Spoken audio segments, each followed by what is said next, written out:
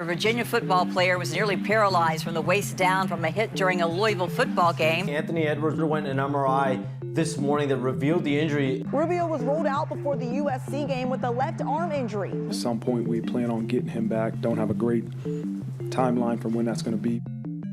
In the sports world, like it's transactional, right? You chew people up, you spit them out, right? It's like, if you get hurt on the field, it's like, all right, on to the next, right? It's like, all right, let's move practice over here because like you're hurt, right? So the whole culture is about how do we use a player and maximize what we get out of them, and then when they're done, they're done.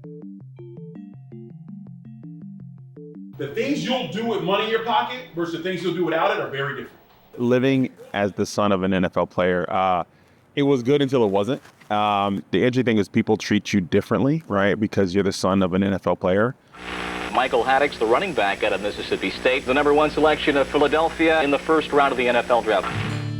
Well, I was fortunately to be a #1 draft pick for the Philadelphia Eagles in 1983. It was just a dream come true. I've always aspired to play professional football, but everybody thought I was just running my mouth when I was talking about it. But you know, it was a come up for all of us, my whole family.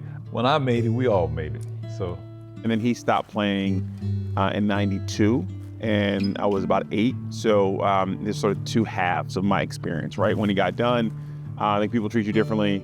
Your opportunities change pretty drastically. And you had sort of a second life you had to navigate. I remember coming home in Green Bay and my mom being upset and she saying my dad got cut. I didn't realize kind of what that meant. Both my parents sort of went back to work. And then you started to see kind of like, you know, my mom was working from 7 to 3 and then from 3 to 11, and my dad was working from like 3 to 11. So you just start to see kind of changes in the experience. When I was playing college basketball, and I was by no means at Duke or anything like that, but when I was playing college basketball, I tore my Achilles, and people treated me like I was like in another world, right? So in the year that I was not playing basketball, people treated me how they valued me, and it was a lot less than they did when I was playing basketball. In this country, when it comes to money, you are prey or you're a predator. If you don't know who you are, you're probably prey. It made me think through what I want my career to look like, and the one big piece was I didn't want anything that someone could take away from me. Right, sports is great, but it's sort of arbitrary, right? It's sort of dependent upon somebody else. Someone always sort of has the cards to be able to say, hey, your careers, they're here today, going tomorrow. So I wanted to make sure there was something that was long lasting. When I met Mike, he introduced me to the world of sports. Before that, knew nothing about sports. He's throwing out a lot of names that I don't know. But I think I could tell that he really cared about the problem that he was solving. And that was important to me. I think Cindy is like very different than I am, so in a good way, right? So I think I'm like more like pie in the sky stuff. I think Cindy's about structure. How do we come together and figure out a way to solve this problem? It is a new era in college sports, with schools now allowed to offer name, image, and likeness NIL deals directly to student athletes. The settlement also includes a commitment from the NCAA to pay $2.8 billion in back damages over the next 9 years. So in 2021, they allow players to make money off their name, image, and likeness. And what they said was, if you're a regular college student, you can do a podcast, you can go act in a movie, you can do all these things and you can make money. Like overnight, schools have now become companies, and they have about like sometimes 200 to 500 independent contractors who they're employed with.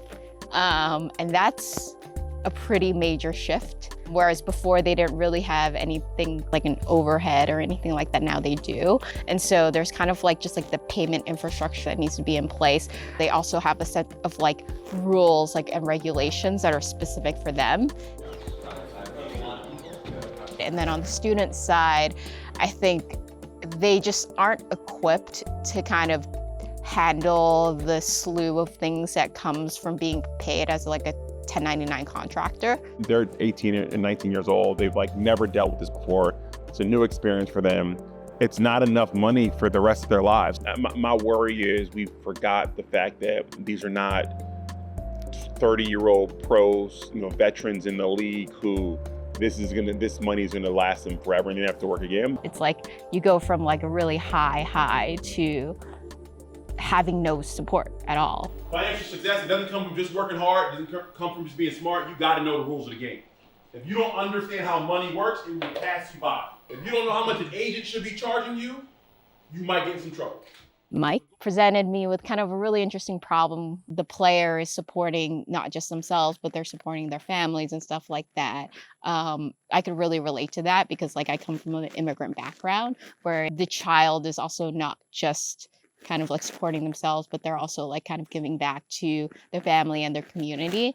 First of all, my name is Shane Haley, played at SMU, linebacker there for about 5 years. So when I got out of football, it was hard. It was really hard. Like going from playing football and having this built out schedule where everything, every part of your day is a dopamine spike to being at a 9 to 5. For a long time, I would wake up on Saturdays and have this like anxiety or just this feeling of like, I'm supposed to be doing something. Also, my mental health kind of swayed a little bit because people don't really respect you the same. People don't really talk to you as excited to hear about the things that you have going on in life once you're done playing football. We're at this point now with these players where we're putting them in a position where like the peak of their lives is when they're 20 years old. I think the system is built for people who understand the system, and they can build kind of like intergenerational wealth. And when you kind of like come into the system new, you're kind of already behind. And then separately, they haven't been taught kind of like basic financial concepts. Back in the day, we heard a lot about investing and these kind of things, but knew nothing about investing. So we didn't invest. We just go out there and play, and we didn't worry about taxes or investments or anything like that. You know, it was about playing a game for us. A big piece of why I really want to work with Scout and why I've been working with Scout is because a lot of the times that I was spending when I first got out of college was spent on figuring out finances, figuring out how I make money, right? Like I had no idea what that stuff is. Mark Sanchez and other professional athletes were scammed out of millions of dollars by an investment advisor. You know, these are like horror stories. If you don't understand how money works in this country, people will take it from you. And right now, everybody knows how much money these players are making. And everybody knows that this is the first time. And everybody, you know, and when it comes to money, people get greedy. So, you know, I see financial advisors all the time, right?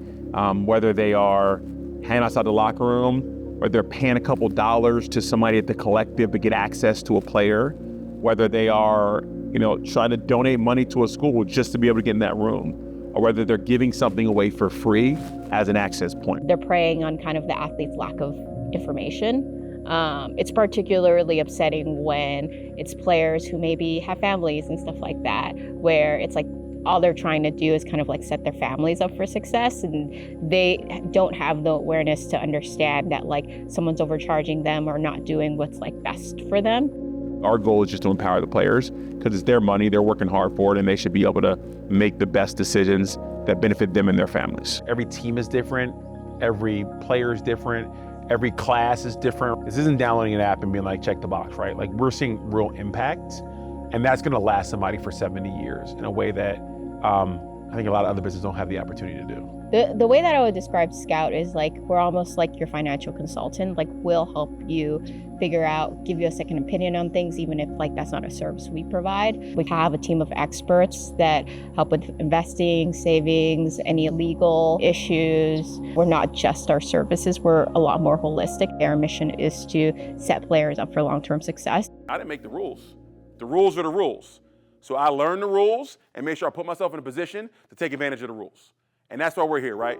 So Money matters in society that we live in. So I think there's an awareness there that helping with the finances will ultimately help improve lives. When it comes to finances, right, like you want to make sure it's not a burden. Mm-hmm. And I would say like the decisions you make with money in your pocket versus the ones you make without are very different, right? The drastic things you go through, the desperation you'll have if you're in a bad financial situation, that leads to a lot of issues. And I've been through some tragedies in my life. My parents were killed when I was 9 years old. Grandmother took us in, and we've lived on the poverty level. I don't want to go back to that. Pay attention, learn the things that you need to learn to take care of yourself. And if you receive a big contract in college from playing sports, act like you've had something before.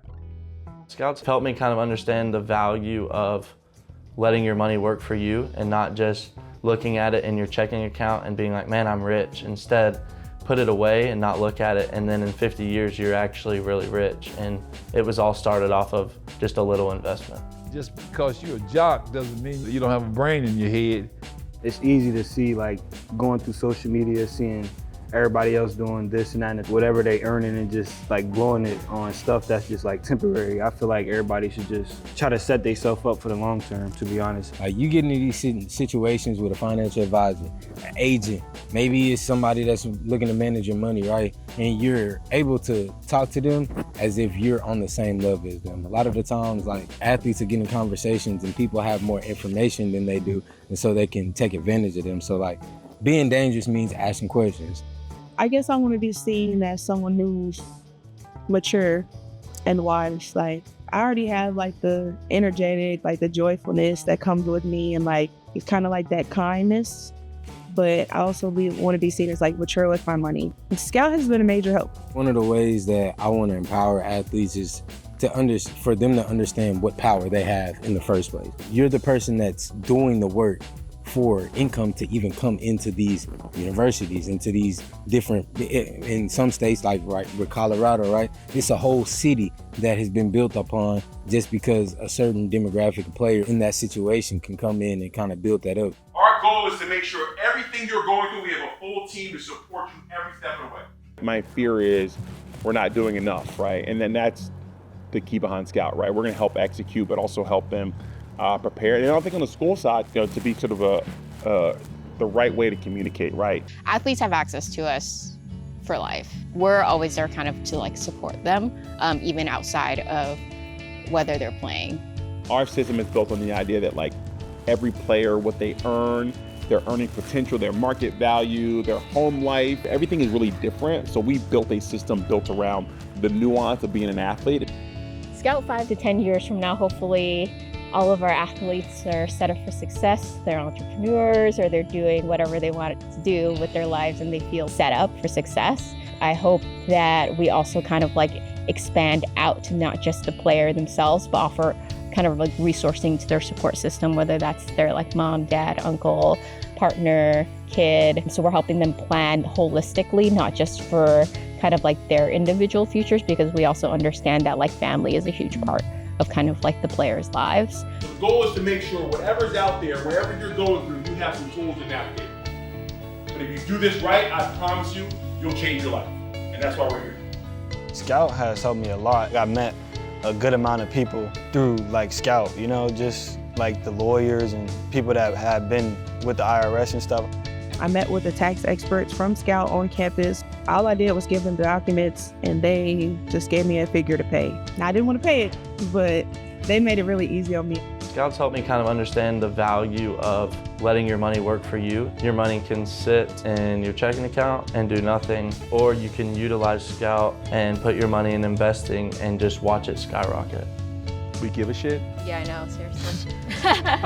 You can blank out the shit or whatever, but like, yeah, we care. Listen, we're doing something that I think can change trajectories of lives, and we take that really seriously.